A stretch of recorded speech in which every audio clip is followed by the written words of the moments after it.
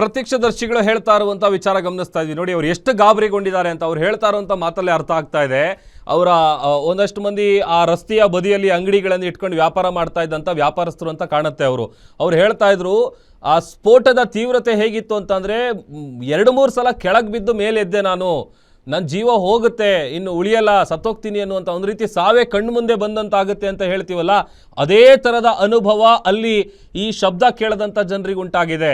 ಅಲ್ಲಿದ್ದಂಥವ್ರು ಎಲ್ರಿಗೂ ಕೂಡ ಒಂದು ರೀತಿ ಭೂಮಿ ಕಂಪಿಸಿದಂಥ ಅನುಭವ ಆಗಿದೆ. ಅಂದರೆ ಅಷ್ಟರ ಮಟ್ಟಿಗೆ ಜೋರಾಗಿ ಬ್ಲಾಸ್ಟ್ ಆದಂಥ ಸೌಂಡ್ ಬಂದಿದೆ. ಅದರ ಜೊತೆಗೆ ಬೆಂಕಿ ಕೂಡ ಅಷ್ಟೇ ದೊಡ್ಡ ಮಟ್ಟದಲ್ಲಿ ಹೊತ್ಕೊಂಡು ಉರಿಯೋದಕ್ಕೆ ಶುರು ಮಾಡಿದೆ.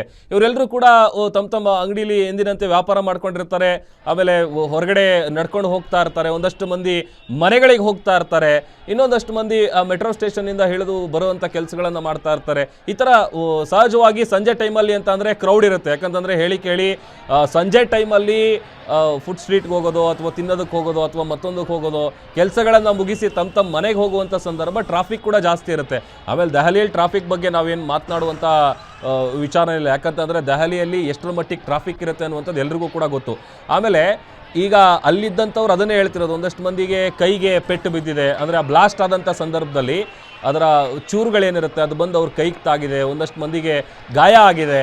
ಅವರು ಕೂಡ ಒಂದು ರೀತಿ ಗಾಬರಿಗೊಂಡಿದ್ದಾರೆ. ಅದನ್ನು ಎಕ್ಸ್ಪ್ಲೈನ್ ಮಾಡ್ತಾ ಇದ್ದಾರೆ. ಹೇಗಿತ್ತು ಅಂತ ಅಂದರೆ ಅಲ್ಲಿದ್ದಂಥ ಅವರ ಅಂಗಡಿಗಳೆಲ್ಲ ಒಂದು ರೀತಿ ಶೇಕ್ ಆಗ್ತಾ ಇತ್ತು. ಅಂದರೆ ಅರ್ಥಕ್ವೇಕ್ ಆದಂಥ ಸಂದರ್ಭದಲ್ಲಿ ಆಗುತ್ತಲ್ಲ, ಆ ರೀತಿ ಭೂಮಿನೇ ಇನ್ನೇನು ಬಿರುಕು ಬಿಡುತ್ತೇನೋ ಆ ರೇಂಜಿಗೆ ಅವರಿಗೆ ಆ ಶಬ್ದ ಬಂದು ತಟ್ಟಿದೆ. ಆಮೇಲೆ ಅವ್ರಿಗೆ ಇನ್ಫ್ಯಾಕ್ಟ್ ಒಂದು ರೀತಿ ಸಾವು ಕಣ್ಮುಂದೆ ಬಂದು ಪಾಸ್ ಆಗಿದೆ.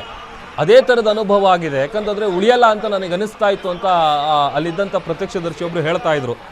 ಆ ರೀತಿಯಾದಂತಹ ದೊಡ್ಡ ಮಟ್ಟದಲ್ಲಿ ಸ್ಫೋಟದ ಸದ್ದು ಕೇಳಿಬಂದಿದೆ. ಅದರ ಜೊತೆಗೆ ಒಂದಷ್ಟು ಮಂದಿ ದೂರ ಇದ್ದವರಿಗೆಲ್ಲ ಬ್ಲಾಸ್ಟ್ ಆಗ್ತಾ ಇದ್ದಂತೆ ಅವರು ಕೂಡ ಇಮಿಡಿಯೇಟಾಗಿ ಹತ್ರ ಓಡಿ ಬಂದಿದ್ದಾರೆ ನೋಡೋದಕ್ಕೆ. ಈಗ ನೋಡಿ ಆ್ಯಂಬುಲೆನ್ಸ್ಗಳು ಬಂದಿದ್ದಾವೆ.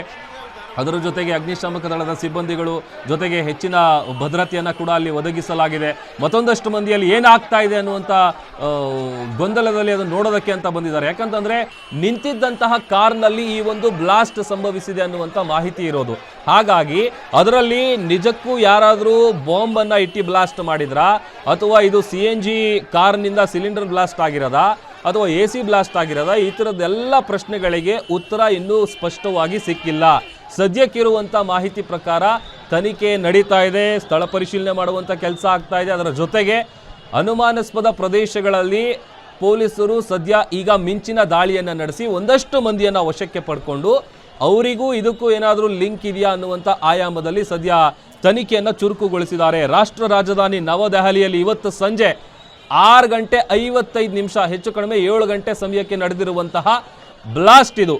ಅದರಲ್ಲಿ 10 ಮಂದಿ ಈಗ ಮೃತಪಟ್ಟಿದ್ದಾರೆ ಎನ್ನುವಂಥ ವಿಚಾರ ಗೊತ್ತಾಗಿದೆ. ಇನ್ನು ಎಷ್ಟು ಜನಕ್ಕೆ ಗಾಯಗೊಂಡಿದ್ದಾರೆ ಅವರೆಲ್ಲರೂ ಕೂಡ ಆಸ್ಪತ್ರೆಗೆ ಕರ್ಕೊಂಡು ಹೋಗುವಂಥ ಕೆಲಸ ಆಗ್ತದೆ. ಯಾಕಂದರೆ ಸಹಜವಾಗಿ ದೆಹಲಿಯಲ್ಲಿ ಸಂಜೆ ಟೈಮಲ್ಲಿ ಜನ ಜಾಸ್ತಿ ಸಂಖ್ಯೆಯಲ್ಲಿದ್ದರು, ಅಲ್ಲೆಲ್ಲ ಓಡಾಡ್ತಾ ಇದ್ರು. ಆರಂಭದಲ್ಲಿ ಎಲ್ಲರೂ ಕೂಡ ಅಂದ್ಕೊಂಡಿದ್ದು ಅದೇನೆ, ಕಾರ್ನಲ್ಲಿರುವಂಥ CNG. ಯಾಕಂತಂದರೆ ಆಗೊಮ್ಮೆ ಈಗೊಮ್ಮೆ ನಾವು ನೋಡ್ತಾ ಇರ್ತೀವಿ, ಹೋಗ್ತಾ ಇದ್ದಂಥ ಕಾರಲ್ಲಿ ಬೆಂಕಿ ಹೊತ್ಕೊಳ್ಳುತ್ತೆ, ಅಥವಾ ನಿಂತಿದ್ದಂಥ ಕಾರ್ನಲ್ಲಿ ಬೆಂಕಿ ಕಾಣಿಸ್ಕೊಳ್ಳುತ್ತೆ.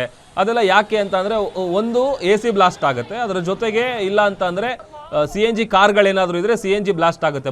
ಬಟ್ ಬ್ಲಾಸ್ಟ್ ಆದಂಥ ಸಂದರ್ಭದಲ್ಲಿ ಆ ಕಾರಿಗೆ ಮಾತ್ರ ಬೆಂಕಿ ಹೊತ್ಕೊಳ್ಳುತ್ತೆ ವಿನಃ ಸುತ್ತಮುತ್ತ ಅದರ ಸ್ಫೋಟದ ತೀವ್ರತೆಗೆ ಎಲ್ಲ ಬೇರೆ ಬೇರೆ ವೆಹಿಕಲ್ಸ್ ಎಲ್ಲ ಛಿದ್ರ ಆಗೋದು ಈ ಥರದ್ದೆಲ್ಲ ಸನ್ನಿವೇಶ ಇರೋಲ್ಲ, ಭಾಳ ಕಡಿಮೆ.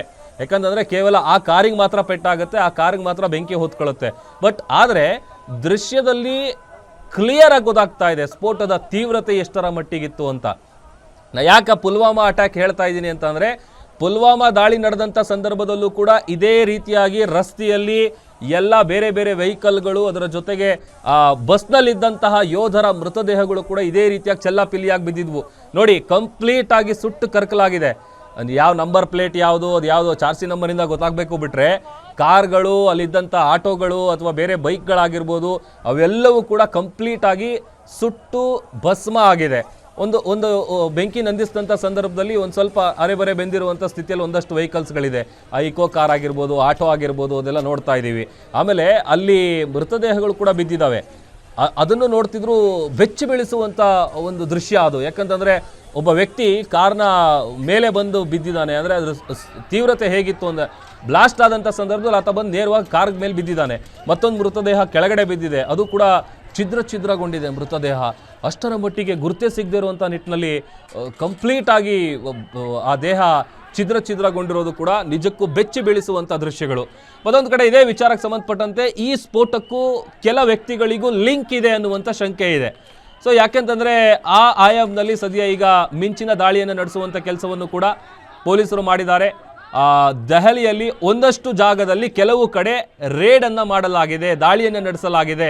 ದಾಳಿ ಮಾಡಿ ಒಂದಷ್ಟು ಜನರನ್ನ ವಶಕ್ಕೆ ಪಡೆಯುವಂಥ ಕೆಲಸ ಕೂಡ ಆಗ್ತಾ ಇದೆ.